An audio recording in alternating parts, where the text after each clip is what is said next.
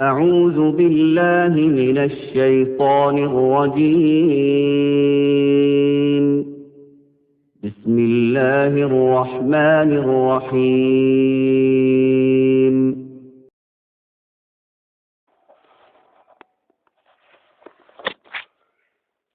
بسم الله الرحمن الرحيم. نحمده ونصلي على رسوله الكريم، أما بعد. قال الله تبارك وتعالى: أعوذ بالله من الشيطان الرجيم. بسم الله الرحمن الرحيم. ربنا وابعث فيهم رسولا منهم يتلو عليهم آياتك ويعلمهم الكتاب والحكمة ويزكيهم إنك أنت العزيز الحكيم. وقال تعالى: أعوذ بالله من الشيطان الرجيم. بسم الله الرحمن الرحيم. لقد كان لكم في رسول الله أسوة حسنة. صدق اللہ العظیم. محترم بھائیوں، بزرگوں، دوستو، یہ ہمارا سیرت کا 5واں جمعہ ہے. پچھلے جمعہ کو ہم نے یہ سنا تھا کہ اللہ کے پیارے نبی صلی اللہ علیہ وسلم جب طائف سے واپس لوٹے تو آپ صلی اللہ علیہ وسلم کو مطعم ابن عدی نے اپنی کفالت میں لے لیا، اور اس کے بعد ہی آپ صلی اللہ علیہ وسلم مکہ مکرمہ میں داخل ہو سکے. آپ صلی اللہ علیہ وسلم جب مکہ مکرمہ میں داخل ہو گئے اور آپ صلی اللہ علیہ وسلم نے جب یہ دیکھا کہ مشرکین مکہ پہلے سے زیادہ دشمنی کر رہے ہیں، پہلے سے زیادہ تکلیفیں پہنچا رہے ہیں، پریشان کر رہے ہیں، تو آپ صلی اللہ علیہ وسلم نے مکہ کے اطراف میں جو چھوٹے چھوٹے قبیلے تھے ان سے ملاقاتیں شروع کی اور ان کو دین کی دعوت دینا شروع کر دیا. یہ نبوت ملنے کے 10ویں سال کے واقعات ہے. وہ بھی 10واں سال ابھی ختم ہونے آ گیا تھا، رمضان کا مہینہ چل رہا تھا، لیکن روزے ابھی تک فرض نہیں ہوئے تھے. تو یہ نبوت کے 10ویں سال کے رمضان کے واقعات ہے، جس میں اللہ کے پیارے نبی صلی اللہ علیہ وسلم نے حضرت خدیجۃ الکبریٰ رضی اللہ تعالی عنہا کے وصال کے بعد دوسرا نکاح کیا حضرت عائشہ رضی اللہ تعالی عنہا سے، اور اسی سال معراج کا واقعہ بھی ظہور میں آیا کہ اللہ تبارک و تعالی نے آپ صلی اللہ علیہ وسلم کو اپنے پاس بلا کر نمازوں کا تحفہ دیا.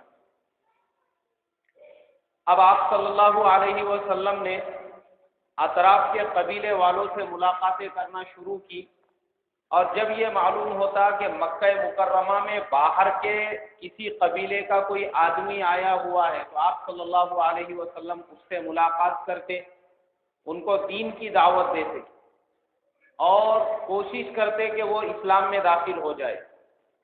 انہی لوگوں میں حضرت سوید ابن صامت رضی اللہ تعالی عنہ بھی ہے، جو جو مکہ مکرمہ میں آئے ہوئے تھے. آپ صلی اللہ علیہ وسلم نے ان کو دین کی دعوت دی اور انہوں نے اللہ کے نبی صلی اللہ علیہ وسلم کی دعوت کو قبول کر لیا. اسی طریقے سے ایک جماعت مدینہ سے آئی تھی جو مشرکین مکہ سے معاہدہ کرنا چاہتے تھے، اس لیے کہ مدینہ منورہ میں 2 قبیلے تھے، اوس اور خزرج. ان میں آپس میں لڑائیاں چل رہی تھی کئی سالوں سے. تو کچھ لوگ ایک قبیلے کے آئے، انہوں نے یہ ارادہ کیا کہ مشرکین مکہ اگر ان کے معاہدے میں داخل ہو جائے اور ان کے ساتھ ہو جائے تو پھر ان کی طاقت بڑھ جائے گی.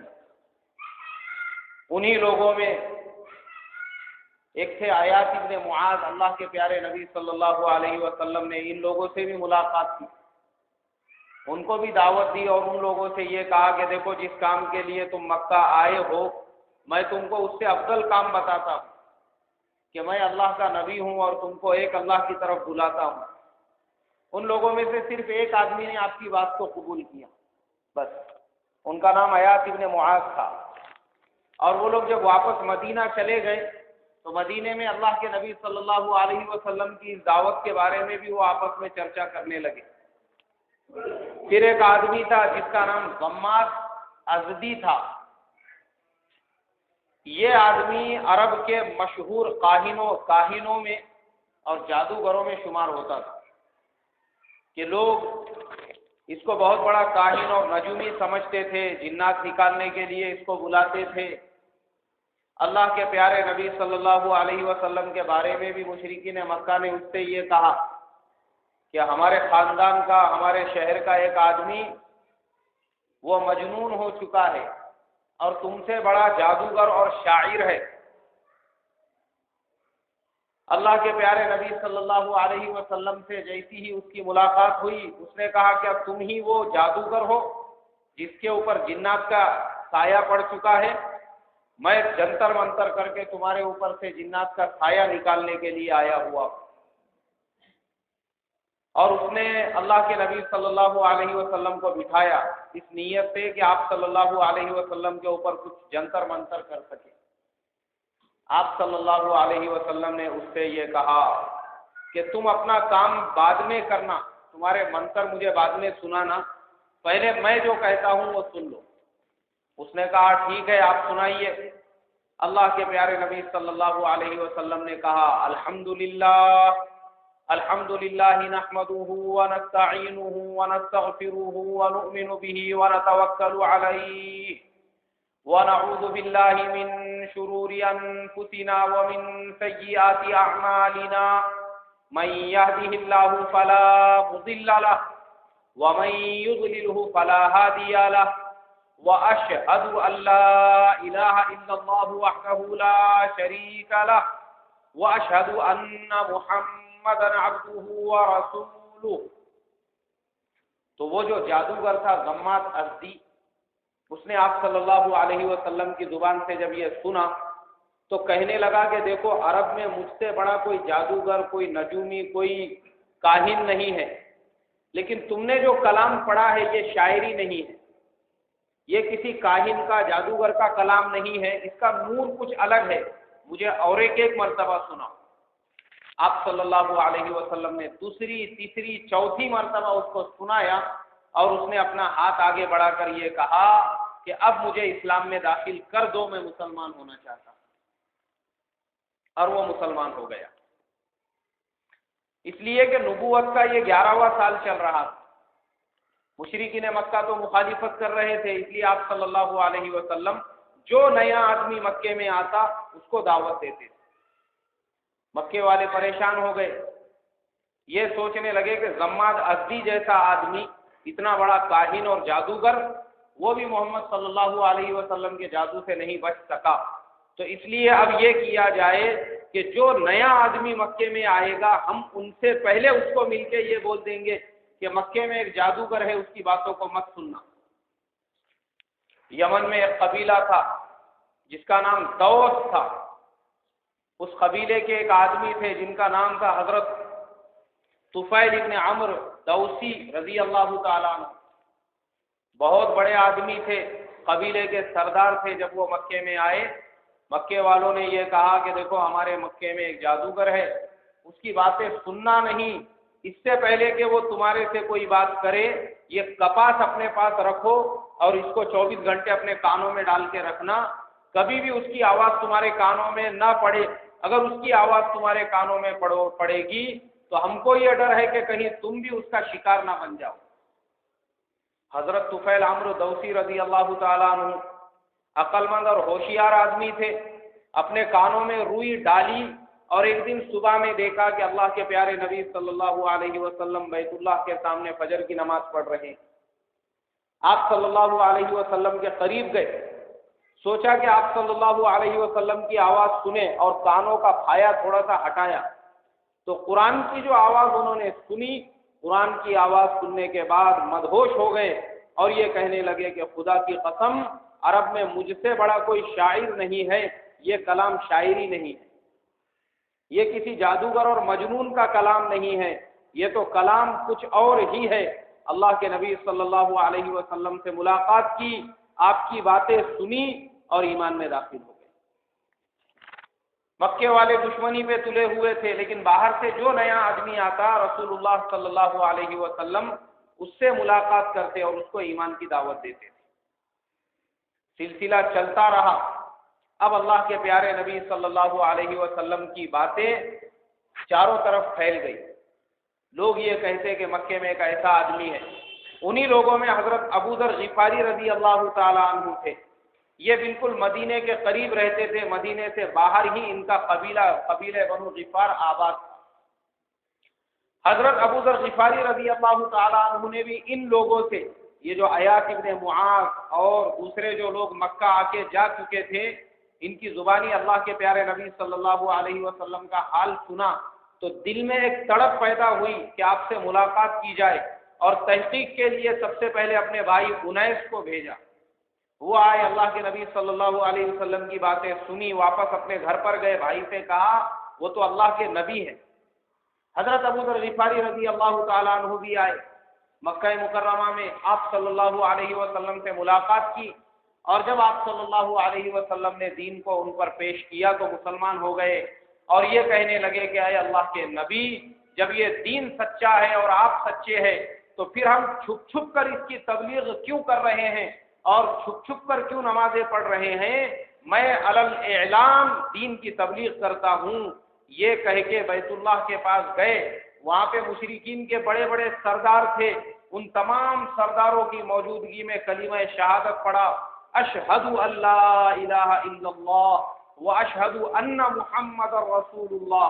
مشرکین مکہ اس کو سن نہیں سکے اور حضرت ابو ذر غفاری کو مارنا شروع کر دیا. اتنا مارا کہ وہ بے ہوش ہونے کے قریب ہو گئے. پیارے نبی صلی اللہ علیہ وسلم کے چچا حضرت عباس رضی اللہ تعالیٰ عنہ وہ آئے، انہوں نے چھڑایا، اور چھڑانے کے بعد میں یہ کہا کہ لوگوں، یہ قبیلہ بنو غفار کا آدمی ہے جو مدینے کے بالکل قریب میں ہے اور ملک شام کے راستے پر ہے. اگر یہ مر گیا تو تمہارا ملک شام جانا آنا بند ہو جائے گا. ان کی جان بچائی اور وہ واپس آ گئے. وہ واپس آنے کے بعد پھر واپس سے یہ تذکرہ مدینے میں بھی اور مدینے کے اطراف میں بھی ہونے لگا اللہ کے نبی صلی اللہ علیہ وسلم کا. اب نبوت کا یہ 11واں سال چل رہا تھا. حج کا موسم آیا. اللہ کے پیارے نبی صلی اللہ علیہ وسلم حج کے موقع پر ایک ایک قبیلے کے پاس جاتے اور ان قبیلے والوں کو دعوت دیتے. ایک ایک خیمے میں جاتے مینا کے اندر، اور وہاں پہ لوگوں سے ملاقات کر کے ان کو دین کی دعوت دیتے. اور ابو جہل اور ابو لہب، یہ دو آدمی اللہ کے نبی صلی اللہ علیہ وسلم کے پیچھے پیچھے گھومتے تھے اور لوگوں سے یہ کہتے تھے کہ لوگوں اس کی باتیں مت سننا، یہ پاگل ہو چکا ہے، نعوذ باللہ. اللہ کے نبی صلی اللہ علیہ وسلم جہاں جاتے یہ لوگ آپ سے پہلے وہاں پہنچتے، آپ کے پیچھے پیچھے پہنچتے اور لوگوں کو یہ کہتے کہ ان کی باتیں مت سننا، یہ جادوگر ہے. قرآن میں بھی اللہ تبارک و تعالی نے اس کا نقشہ کھینچا. وقال الکافرون ھذا ساحر کذاب. آپ کی شان میں مشرکین اور کافر یہ کہا کرتے تھے. اب آپ صلی اللہ علیہ وسلم نے جب یہ دیکھا کہ دن کے وقت میں یہ مجھے ملاقاتیں نہیں کرنے دیتے ہیں تو آپ صلی اللہ علیہ وسلم رات کے اندھیرے میں آتے اور آنے کے بعد میں لوگوں کو دعوت دیتے.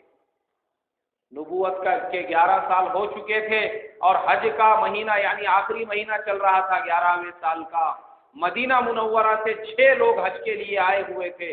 اللہ کے نبی صلی اللہ علیہ وسلم ان 6 لوگوں کے پاس پہنچے، اور پہنچنے کے بعد وہ جو 6 لوگ تھے ان 6 لوگوں میں حضرت اسعد ابن زرارہ رضی اللہ تعالی عنہ تھے، رافع ابن مالک بھی تھے.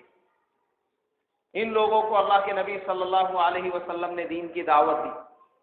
وہ 6 کے 6 لوگ مسلمان ہو گئے، اور مسلمان ہونے کے بعد اللہ کے نبی صلی اللہ علیہ وسلم نے حضرت رافع ابن مالک کو کچھ قرآن کی صورتیں یاد دلائی اور یہ کہا کہ جاؤ اپنے قبیلے میں جا کر ان صورتوں کو دوسروں کو سکھا دینا اور مدینے میں جا کر تم لوگ بھی دین کا کام کرنا. اب جب یہ 6 لوگ واپس مدینہ منورہ پہنچے، اس لیے کہ مدینہ جو تھا میرے محترم بزرگوں، مدینے میں 2 ٹائپ کی آبادی آباد تھی. ایک تو یہودی تھے جو اہل کتاب تھے، اور دوسرے مشرکین تھے. اور جو مشرکین تھے وہ 2 قبیلوں میں بٹے ہوئے تھے، ایک کا نام اوس تھا اور دوسرے کا نام خزرج تھا. اور ان 2 قبیلوں میں سالوں سے جنگیں چل رہی تھی جس کی وجہ سے وہ لوگ ٹوٹ چکے تھے. لیکن جب آپ صلی اللہ علیہ وسلم کی دعوت ان کو ملی، ان کو ایک سہارے کی طرح سے محسوس ہوا. اور پھر یہ لوگ جب مدینہ منورہ پہنچے تو مدینے کے گھر گھر میں اسلام کا تذکرہ ہونے لگا، اور لوگوں کے دل میں یہ آرزو اور تمنا پیدا ہوئی کہ چلو ہم بھی مکہ مکرمہ چل کر آپ صلی اللہ علیہ وسلم کی زیارت کریں گے، آپ کے چہرے مبارک کو دیکھیں گے، آپ کی ملاقات کریں گے اور آپ کی باتوں کو سنیں گے۔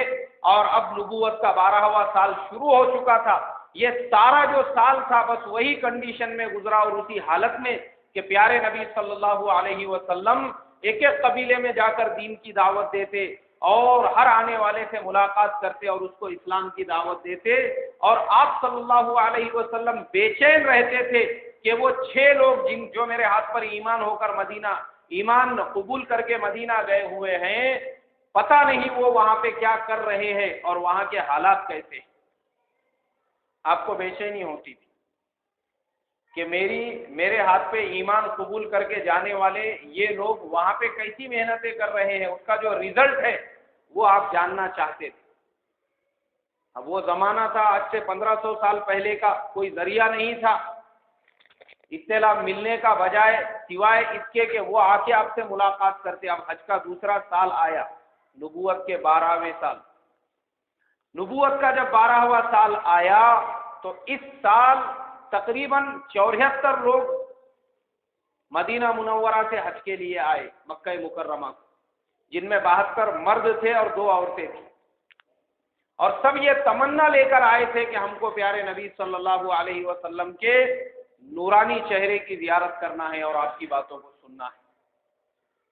اللہ کے پیارے نبی صلی اللہ علیہ وسلم مینا کے قافلوں میں بھٹکتے رہتے، ڈھونڈتے رہتے ان 6 لوگوں کو جو پچھلے سال آپ کے ہاتھ پر ایمان قبول کر کے گئے تھے۔ یہ خیمے سے وہ خیمہ، وہ خیمے سے وہ خیمہ، یہ پہاڑ سے وہ پہاڑ، وہ پہاڑ سے یہ پہاڑ، ادھر سے ادھر، ادھر سے ادھر، آپ صلی اللہ علیہ وسلم گھومتے رہتے اور تلاش کرتے رہتے ان لوگوں کو کہ اچانک آپ صلی اللہ علیہ وسلم نے دیکھا وہ آپ کو مل گئے، اور ملنے کے بعد بہت خوش ہوئے اور یہ کہا کہ پیارے نبی صلی اللہ علیہ وسلم سے اس سال 72 مرد اور 2 عورتیں آپ کی زیارت کے لیے اور آپ سے ملنے کے لیے آئے ہوئے ہیں۔ سب نے آپ صلی اللہ علیہ وسلم کو گھیر لیا، وہ آپ صلی اللہ علیہ وسلم کو چھوڑنا نہیں چاہتے، اور پھر ان لوگوں نے یہ درخواست کی اللہ کے نبی صلی اللہ علیہ وسلم سے کہ اے اللہ کے نبی، آپ ہمارے ساتھ کوئی قرآن پاک سکھانے والا بھیج دے، معلم بھیج دے، تاکہ وہ مدینہ منورہ کے لوگوں کو اسلام کے جو احکام ہیں وہ بتلائے، وہ سکھلائے، قرآن کی صورتیں سکھلائے۔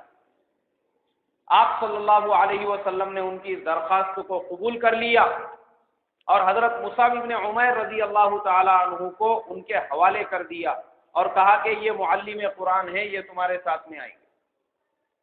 حضرت مصعب بن عمیر رضی اللہ تعالی عنہ یہ مکے کے ان لوگوں میں تھے جن کا تعلق مکے کے امیر گھرانوں سے ہوتا تھا، سب سے بہترین کپڑے پہنتے تھے، 200 درہم کا جوڑا پہنتے تھے، اور اس وقت میں سب سے بہترین جو عطر ہوتا تھا وہ لگاتے تھے، اور پہلوان قسم کے آدمی تھے، بلکہ وہ آئیڈیل تھے مکے کے دوسرے نوجوانوں کے لیے کہ دوسرے جو نوجوان رہتے تھے وہ ان کے جیسا بننے کی کوشش کیا کرتے تھے، لیکن یہ امیر گھرانے کے تھے، ان کی والدہ، ان کے چچا، ان کے ماموں، ان کے رشتہ دار جب بھی کہیں دوسرے ملک جاتے سفر پر تو خاص ان کے لیے تحفے اور کپڑے لے کر آتے، اتنے خوبصورت تھے۔ مگر اللہ کے پیارے نبی صلی اللہ علیہ وسلم کے ہاتھ پر جب ایمان قبول کیا، ان کی والدہ نے ان کو ننگا کر کے کمرے کے اندر بند کر دیا، برہنہ کر دیا، اور یہ کہا کہ ہم تم کو 200 درہم کا جوڑا اس لیے نہیں پہناتے ہیں کہ تم ہماری مخالفت کرے اور ہمارے بتوں کو برا بھلا کہے۔ حضرت مصعب بن عمیر رضی اللہ تعالیٰ عنہ موقع دیکھ کر وہاں سے نکل گئے، ایک ٹاٹ اپنے بدن پہ لپیٹ لیا، جس بدن کے اوپر کبھی 200 درہم کے ریشم کے جوڑے ہوا کرتے تھے، اب اس بدن کے اوپر ٹاٹ پڑا ہوا ہے، ابھی وہ ایمان میں داخل نہیں ہوئے تھے، اس لیے ریشم کا جوڑا بھی اگر پہنتے ہوں گے تو کوئی مسئلہ نہیں تھا۔ اب اللہ کے پیارے نبی صلی اللہ علیہ وسلم نے ان کو معلم بنا کے مدینے والوں کے ساتھ میں بھیج دیا۔ مدینہ چلے گئے۔ مدینے میں قبیلہ بنو عبد الاشہل کے جو سردار تھے ان کا نام سعد ابن معاذ تھا، اور قبیلہ بنو ظفر کے جو سردار تھے ان کا نام اسید ابن خضیر تھا۔ اللہ کے نبی صلی اللہ علیہ وسلم نے حضرت مصعب ابن عمیر کو اسد ابن زرارہ کے ساتھ میں بھیجا، اور یہ حضرت اسد ابن زرارہ یہ سعد ابن معاذ کے خلیرے بھائی تھے۔ اللہ کے نبی صلی اللہ علیہ وسلم کے یہ جو معلم تھے بھیجے ہوئے حضرت مصعب ابن عمیر، وہ اسد ابن زرارہ کے مکان پہ رہتے، لوگ آتے رہتے ان کے پاس میں اور ایمان میں داخل ہوتے رہتے، یہاں تک کہ پورا مدینہ اللہ کے نبی صلی اللہ علیہ وسلم کے مدینہ پہنچنے سے پہلے ایمان میں داخل ہو چکا تھا، سب لوگ مسلمان ہو چکے تھے۔ لیکن یہ لوگ باقی تھے جو سردار تھے، ایک تو حضرت سعد ابن معاذ اور دوسرے حضرت اسید ابن خضیر۔ حضرت اسد ابن زرارہ مصعب ابن عمیر کو لے کر جاتے، اور وہیں پر وہ لوگ قبیلہ بنو عبد الاشہل کے محلے میں کنویں کے اوپر بیٹھ کر لوگوں کو دین سکھایا کرتے تھے۔ تو سعد ابن معاذ نے اسید ابن خضیر سے یہ کہا کہ اسد میرا خلیرہ بھائی ہے، میں اس کو روک نہیں سکتا دعوت کی، دین کی دعوت دینے سے، جاؤ تم جا کے اس کو روکو اور یہ کہو کہ ہمارے محلوں میں نہ آیا کرے، لوگوں کو بہکانے کا کام نہ کیا کرے۔ اسید ابن خضیر پہنچے اسد ابن زرارہ رضی اللہ تعالیٰ عنہ کے پاس، وہ حضرت مصعب ابن عمیر کے ساتھ بیٹھے ہوئے تھے، لوگوں کو دین سکھا رہے تھے۔ انہوں نے جا کے گالی گلوچ شروع کر دی، برا بھلا کہنا شروع کر دیا۔ اسد ابن زرارہ نے کہا کہ بھائی کیا بات ہوئی، تم کیوں اتنے غصے میں آ رہے ہو؟ کہا کہ تم ہمارے نوجوانوں کو بہکانے کا کام کرتے ہو۔ بولے پہلے بیٹھو، ہماری بات سنو، اگر ہم غلط کہتے ہیں تو ہماری بات کا انکار کر دینا۔ وہ بیٹھے، مصعب ابن عمیر رضی اللہ تعالیٰ عنہ نے ان کو قرآن سنایا، دین کی باتیں سکھائی۔ یہ سب سننے کے بعد واپس وہ خود ایمان میں داخل ہو گئے اور سعد ابن معاذ کے پاس پہنچے، اور انہوں نے ان سے یہ پوچھا کہ کیا ہوا، کیا تم نے ان کو ڈانٹا؟ بولے بھائی میں ان کو ڈانٹتا، اس سے پہلے کہ کچھ نوجوان آئے اور انہوں نے ان دونوں کو مارنا شروع کر دیا۔ حضرت سعد ابن معاذ حضرت اسد ابن زرارہ کے خلیرے بھائی تھے، دوڑتے ہوئے جب گئے تو دیکھا کہ وہ دونوں بیٹھے ہوئے ہیں، وہاں تو کوئی بھی نہیں۔ تو حضرت اسد ابن زرارہ نے ان سے یہ کہا سعد ابن معاذ سے کہ بیٹھو، ہماری بات سنو، اگر ہم غلط کہتے ہیں تو تم ہم کو بتانا، اور اگر صحیح ہے تو پھر تم اس کو قبول کر لینا۔ انہوں نے حضرت مصعب ابن عمیر رضی اللہ تعالیٰ عنہ کی باتیں سنی، سننے کے بعد کہنے لگے کہ یہ کلام جھوٹ نہیں ہے، یہ تو حق ہے۔ اپنا ہاتھ آگے بڑھایا، مسلمان ہو گئے، اور اپنے قبیلے بنو عبد الاشہل میں پہنچے، لوگوں کو جمع کیا اور کہا کہ لوگوں میں تمہارا کون ہوں؟ لوگوں نے کہا تم ہمارے سردار ہو۔ اس کے بعد انہوں نے یہ کہا کہ میں جو بات کہتا ہوں کیا وہ تم لوگ یقین نہیں کرتے؟ کہنے لگے کہ نہیں، آپ جو کہتے ہیں ہم تو آپ کی ہر بات کو قبول کرتے ہیں۔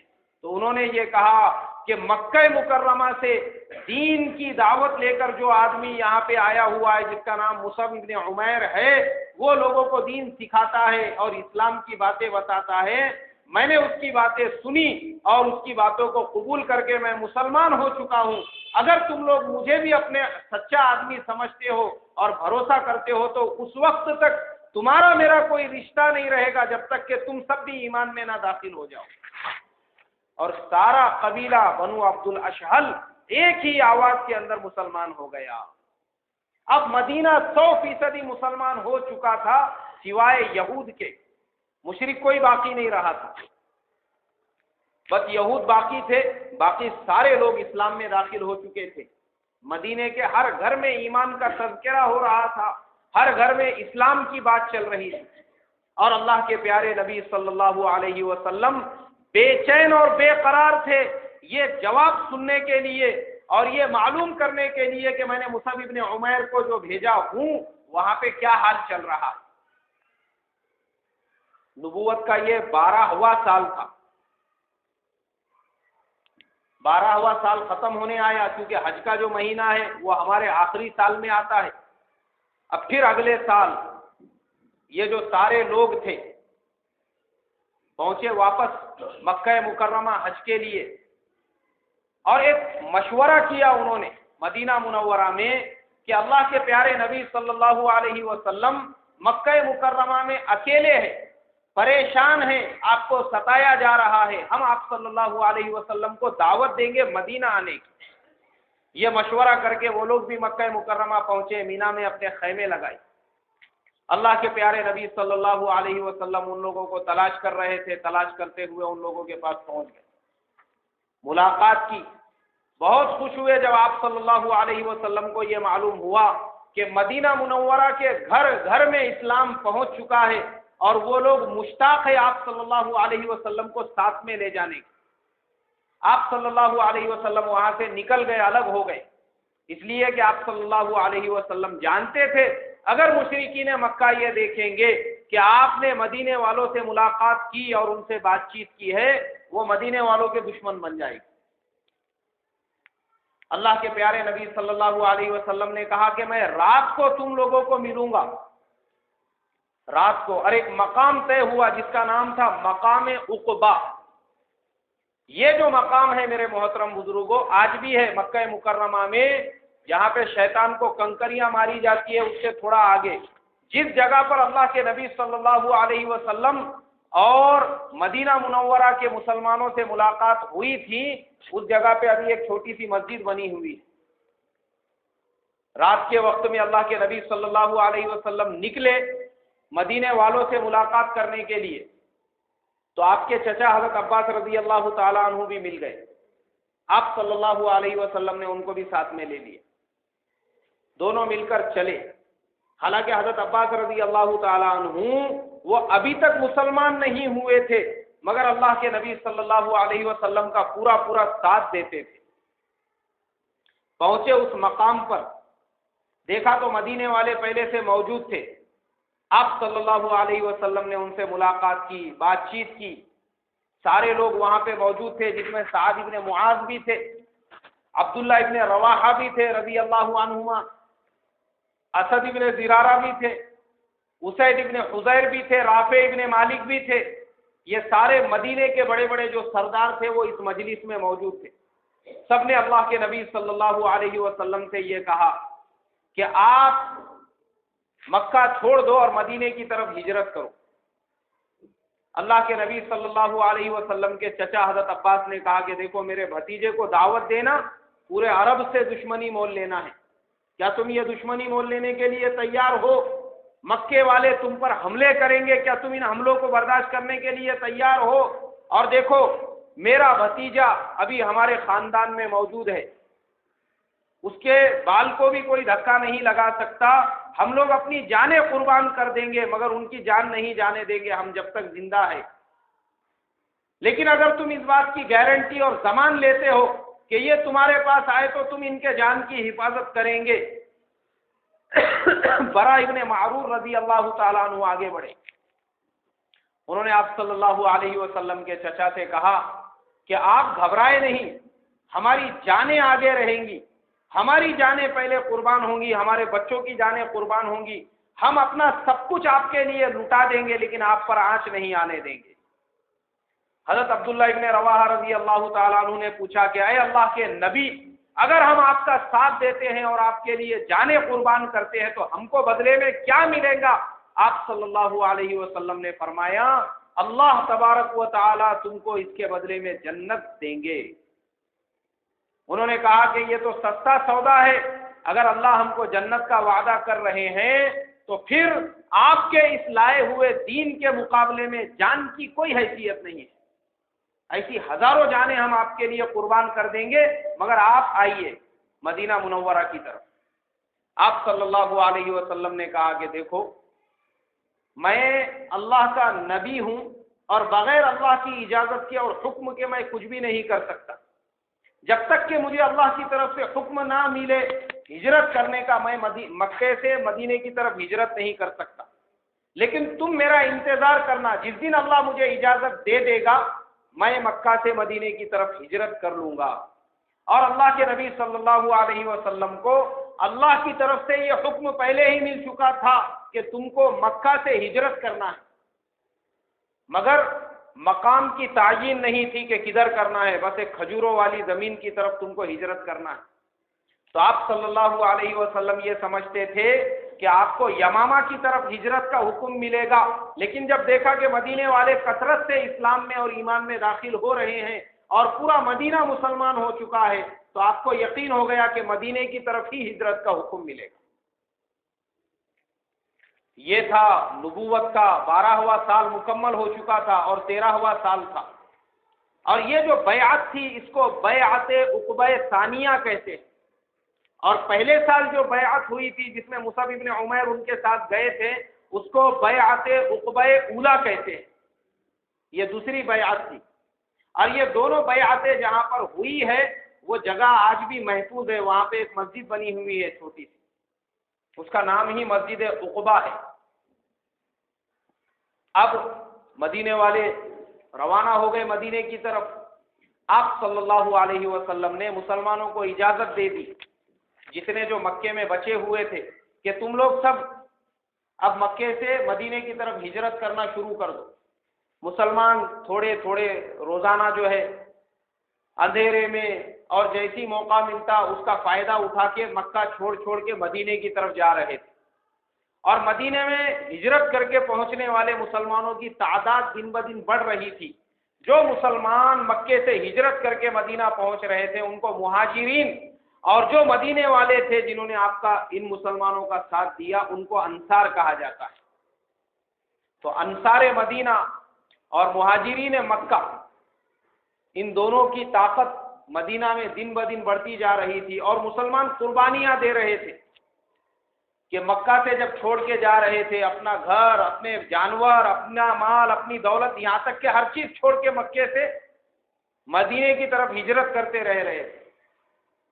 اور اللہ کے نبی صلی اللہ علیہ وسلم نے جب اجازت دے دی تو کرتے کرتے کرتے کرتے ایک وقت ایسا آیا کہ صرف اللہ کے نبی صلی اللہ علیہ وسلم، آپ کے جان نثار دوست حضرت ابو بکر صدیق رضی اللہ تعالی عنہ اور آپ کے گھر اور خاندان کے کچھ لوگ، ان کے علاوہ باقی سب مکہ چھوڑ کے مدینہ پہنچ چکے تھے۔ بس آپ کے جو چند جان نثار تھے وہی مکے میں باقی تھے، اور آپ صلی اللہ علیہ وسلم انتظار میں تھے کہ کب اللہ تبارک و تعالیٰ کی طرف سے ہجرت کا حکم آتا ہے اور میں ہجرت کرتا ہوں۔ اس لیے کہ دنیا میں جتنے بھی نبی آئے کسی بھی نبی نے اللہ کے حکم کے اور اللہ کی اجازت کے بغیر ہجرت نہیں کی۔ جب اللہ کا حکم آیا اسی وقت نبیوں نے اپنے بستیوں کو چھوڑا اور ہجرت کو اختیار کیا۔ مشرکین مکہ کو جب یہ پتہ چلا کہ اللہ کے نبی صلی اللہ علیہ وسلم اور مدینہ والوں میں تعلقات بہت گہرے ہوتے جا رہے ہیں، اور مکے کے جو مسلمان ہیں وہ دن بدن ہجرت کر کے مدینہ پہنچ رہے ہیں، اور مدینے میں ان کی طاقت دن بدن بڑھ رہی ہے، تو انہوں نے مکہ چھوڑ کے جانے والے مسلمانوں کو پکڑنا اور ان کو قید کرنا شروع کر دیا۔ انہی میں حضرت ام سلمہ رضی اللہ تعالی عنہا تھی، ان کو پکڑا گیا، ان کے شوہر ابو سلمہ وہ پہنچ گئے اور بیٹے کو ان کے شوہر کے قبیلے والے لے کر چلے گئے، اور یہ بیچاری اکیلی رہ گئی، دین کی خاطر اس قربانی کو بھی برداشت کیا۔ حضرت صہیب رومی رضی اللہ تعالی عنہ جانے لگے، مشرکین نے پکڑ لیا تو کہا کہ تم فلاں فلاں جگہ پر میرا مال ہے، میرا خزانہ ہے، میرے جانور ہے، سب تم لے لو، مجھے جانے دو۔ تو ان کی شان میں یہ آیت نازل ہوئی قرآن پاک کے اندر، اللہ تبارک و تعالیٰ نے کہا ان اللہ اشترى من المؤمنین انفسهم واموالهم بان لهم الجنہ۔ اللہ تبارک و تعالیٰ نے مسلمانوں سے ان کے مسلمانوں کی جانوں اور مالوں کو جنت کے بدلے میں خرید لیا۔ یہ ان کی شان میں آیت نازل ہوئی۔ تو مشرکین نے یہ مشورہ کیا کہ جانے والے مسلمانوں کو روکو، اور سب سے پہلے محمد صلی اللہ علیہ وسلم کا جو کام ہے وہ تمام کر دو، اس لیے کہ ان کی وجہ سے ہی یہ سارے مسائل ہو رہے ہیں، اور اب یہ ابھی مکے میں باقی ہے، اگر یہ مکہ چھوڑ کر چلے جائیں گے اس کے بعد ہم ان کو کوئی نقصان نہیں پہنچا سکتے۔ ان کے مکہ چھوڑنے سے پہلے ہی ایسا کچھ قدم اٹھایا جائے کہ آگے آنے والے مسائل ہی کھڑے نہ ہوں۔ اب مشرکین نے مشورے کی جماعت بلائی، سارے بڑے بڑے قبیلے کے سرداروں کو بلایا گیا، جن میں ابو جہل بھی تھا، عتبہ بھی تھا، شیبہ بھی تھا، ربیعہ بھی تھا، امیہ بن خلف بھی تھا، یہ سارے تھے۔ اس کے علاوہ ابو سفیان بھی تھا، اور ان سب کے علاوہ شیطان ایک بڈھے آدمی کی شکل میں اس مشورے میں پہنچ گیا۔ اس نے اپنا نام شیخ نجدی کہا۔ انہوں نے کہا بھائی آپ نئے آدمی لگتے ہو، بولے میرا نام شیخ نجدی، اور وہ بھی اس مشورے کے اندر شریک ہو گیا۔ اب اللہ کے پیارے نبی صلی اللہ علیہ وسلم کے بارے میں مشورہ ہونے لگا، کیا کیا جائے۔ کسی نے کہا کہ ان کو ملک بدر کر دیا جائے، عرب کے باہر لے جا کے چھوڑ دو۔ تو دوسروں نے کہا کہ یہ مسئلے کا حل نہیں ہے، اگر ان کو ملک بدر کر دیا جائے گا تو وہ مسلمانوں کو وہاں بلا کے اپنی بڑی طاقت کریں گے، اور طاقت کو جمع کرنے کے بعد کبھی بھی ہمارے اوپر حملہ کر سکتے ہیں۔ کسی نے کچھ رائے دی، کسی نے کچھ رائے دی، آپس میں وہ لوگ چلا پکار کرنے لگے، لیکن مشورے کا کوئی حل نہیں نکلا۔ آخر میں ابو جہل نے کہا کہ میرے ذہن میں ایک رائے یہ ہے کہ دیکھو، عرب کے اور مکے کے اطراف کے جتنے بڑے بڑے قبیلے ہیں، ان تمام قبیلوں میں سے ایک ایک آدمی کو چنا جائے،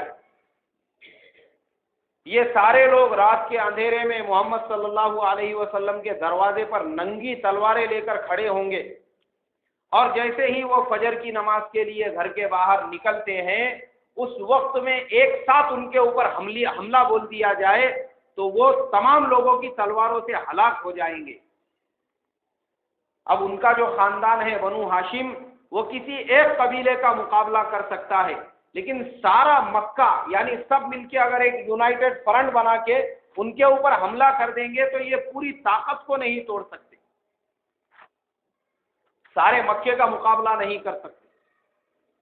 تو وہ جو شیخ نجدی تھا، شیطان خوشی کے مارے جھومنے لگا، اور ابو جہل کو اس نے اس کو اپنے گلے سے لگا لیا، اور یہ کہنے لگا کہ واہ، یہ رائے تو میرے ذہن میں بھی نہیں آئی جو تیرے ذہن میں آئی۔ مطلب ابو جہل شیطان سے بھی 2 قدم آگے تھا۔ تو وہ جو شیطان بیٹھا ہوا تھا، اس نے اس کو گلے لگا کے کہا کہ میرے دماغ میں جو رائے نہیں آئی وہ تیرے ذہن میں آ گئی، اس سے بہترین کوئی طریقہ اور حل ہو ہی نہیں سکتا۔ اور سب نے مل کے یہی مشورہ کیا، تمام قبیلوں کو اطلاع دی گئی، اور اللہ کے پیارے نبی صلی اللہ علیہ وسلم تو نبی تھے، یہ ہو ہی نہیں سکتا تھا کہ اللہ کے نبی صلی اللہ علیہ وسلم کے بارے میں ایک مشورہ کیا جا رہا ہو اور اللہ تبارک و تعالی اپنے پیارے حبیب صلی اللہ علیہ وسلم کو اس ساری پلاننگ کی اطلاع نہ دی۔ حضرت جبریل علیہ السلام اترے، اللہ کے نبی صلی اللہ علیہ وسلم کو یہ پورا پلان، پورا مشورہ اس کے بارے میں بتلایا کہ تمہاری جان کے لینے کے بارے میں ایسا ایسا مشرکین مکہ نے مشورہ کیا ہے۔ اب میرے محترم بزرگوں، اگلے ہفتے اس کے آگے کا بیان ہوگا کہ اللہ کے نبی صلی اللہ علیہ وسلم نے کیسے مکے سے مدینہ منورہ کی طرف ہجرت کی، غار ثور میں قیام کیا، اور مدینے کے حالات انشاءاللہ بیان ہوں گے۔ جن کی سنتیں باقی ہے وہ سنتیں پڑھیں۔